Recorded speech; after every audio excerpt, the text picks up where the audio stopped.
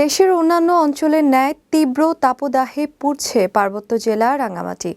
গরমে অতিষ্ঠ হয়ে পড়েছে খেটে খাওয়া সাধারণ মানুষ ও শিশুরা। হাসপাতালে বাড়ছে শ্বাসকষ্ট এবং ডায়রিয়াজনিত রোগীর সংখ্যা।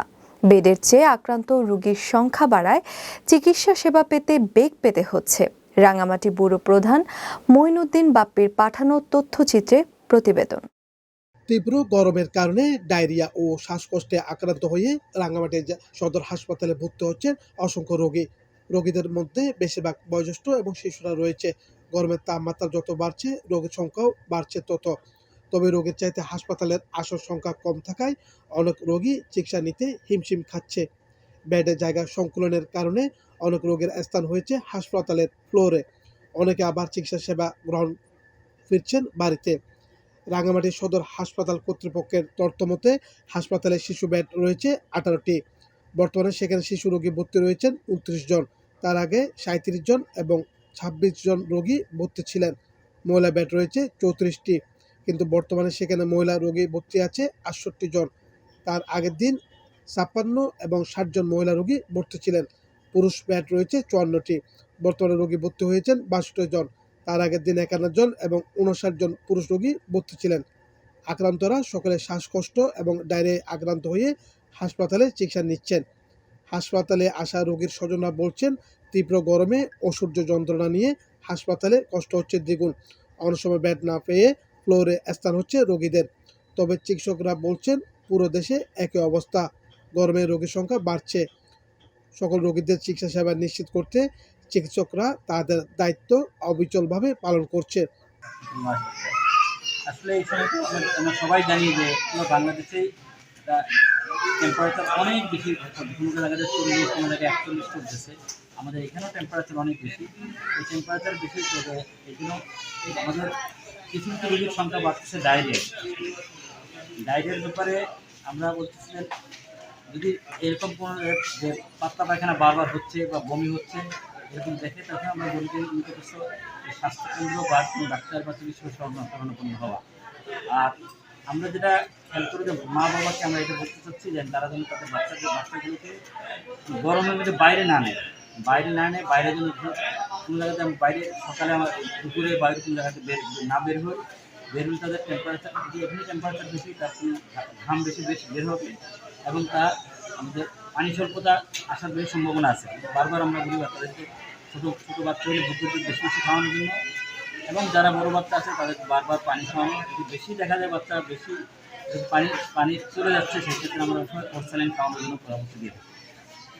বিশেষ করে এখানে আছে ডায়রিয়া রোগীর সংখ্যা বেশি আসতেছে এবং শ্বাসযন্ত্রের যে ইনফেকশন প্রদাহ বা সংখ্যা বেশি, আমাদের এখানে সংক্রমণও বেশি। বিশেষ আমাদের ইনডোরে যেটা আসছে প্রতিদিন 7-8 জন ভর্তি হচ্ছে, বাকি আউটডোরে 50-60 জন রোগী বাচ্চা আসতেছে এরকম পাতলা পায়খানা এবং শ্বাসযন্ত্রের সংক্রমণ। আপনারা কি এখানে পর্যাপ্ত ব্যবস্থা আছে। আমাদের যতগুলো রোগী ভর্তি হচ্ছে সবগুলো আমরা এখানে রাখতেছি চিকিৎসা। কিন্তু আমাদের এখানে সব জায়গায়, বাংলাদেশ সব জায়গায় যে বেড সংখ্যা তো অনেক কম রোগীর সংখ্যা অনুযায়ী। তারপর আমরা এখানে এক বিছানায় 2-3 জনকে রোগী দিয়ে চিকিৎসা চালাচ্ছি এবং আমাদের এখানে যথেষ্ট ওষুধ এবং অন্য সাপ্লাই আছে, এগুলো আমরা সরকারিভাবে। আর জ্বর সর্দি আনুমানিক সপ্তাহখানিক হবে। এখানে নিয়ে আসছিলাম, ভর্তি করাইছিলাম শনিবার থেকে 8 পর্যন্ত আর কি।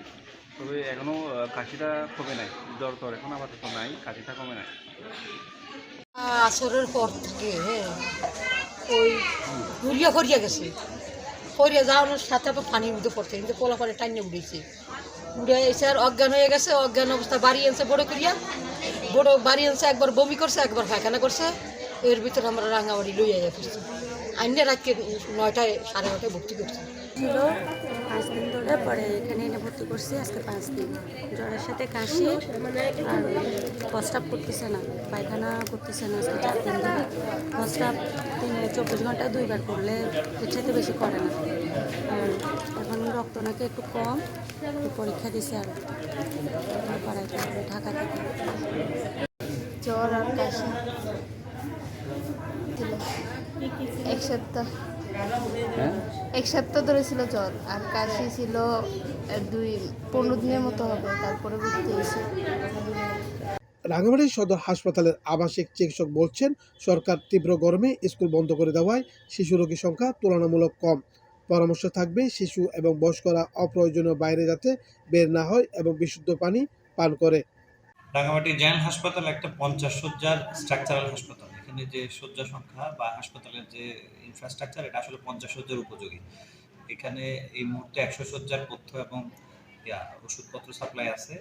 আর সাধারণত বছরের এই অংশতে গরম অংশতে যখন থেকে মার্চ এপ্রিল থেকে পরবর্তী জুলাই আগস্ট পর্যন্ত আমাদের 200-250 পর্যন্ত পেশেন্ট হয়ে থাকে।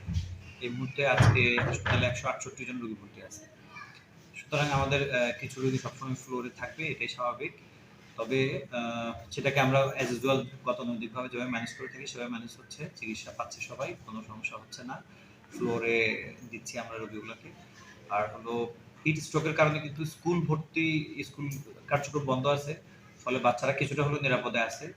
আর যারা শ্রমিক শ্রেণীর, যারা সবসময় খেটে খাওয়া, তারা কিন্তু আসলে হিট স্ট্রোকের যে কোনো সময় সম্মুখীন হতে পারে। এই জন্য টিভি স্ক্রলগুলোতে সবগুলোতে মেসেজ আছে, আমরাও বলতেছি। আমাদের ফেসবুক পেজ এবং বিভিন্ন মিডিয়ার মাধ্যমে আমরা নিউজগুলো দিচ্ছি যে যতটা সম্ভব রোদকে অ্যাভয়েড করা এবং ঘেমে গেলে বা অনেক বেশি দুর্বল লাগলে অবশ্যই ওরসালাইন, প্রচুর তরল খাবার, শরবত জাতীয় যে কোনো শরবত খাওয়া দরকার। তবে এক্ষেত্রে সতর্কতা হচ্ছে যে বিশুদ্ধ পানি পান করতে হবে। আপনি রাস্তায় দাঁড়িয়ে যে কোনো একটা শরবত খেলে যেটার সোর্স কোনোভাবেই ঠিক না, সেগুলো খেয়ে আবার ডায়রিয়া আক্রান্ত হওয়ার সম্ভাবনা বেশি আছে। এই জন্য আমরা অতিরিক্ত তরল এবং লবণ জাতীয় বা শরবত জাতীয় খাবার পান করবো, কিন্তু সাথে অবশ্যই পানির সোর্সটা নিশ্চিত করবো। আর বাকি কার্যক্রম অন্যদের মতোই হবে। এই মুহূর্তে আমরা মোটামুটি একটা রাঙামাটিবাসী স্টেবল অবস্থায় আছি, সেরকম অবস্থা নাই। আমরা গতানুগতিকভাবে আমাদের কার্যক্রম চালিয়ে যাচ্ছি। হিট স্ট্রোকের জন্য আমরা আসলে পর্যাপ্ত সংখ্যক স্যালাইন, সেটা আইভি ফ্লুইড এবং মুখের ওর স্যালাইন এবং অন্যান্য ওষুধপত্র মোটামুটি মজুদ আছে আমাদের। আমরা আপাতত আশা করি যে কোনো সমস্যা হলে সেটা সমাধান করতে পারবো। কর্তব্যরত চিকিৎসকরা বলছেন, হাসপাতালে যথেষ্ট পরিমাণ ওরসালাইন মজুদ রাখা হয়েছে। যে কোনো পরিস্থিতির মোকাবেলায় চিকিৎসকদের একটি বিশেষ টিম প্রস্তুত রাখা হয়েছে বলে জানান তারা।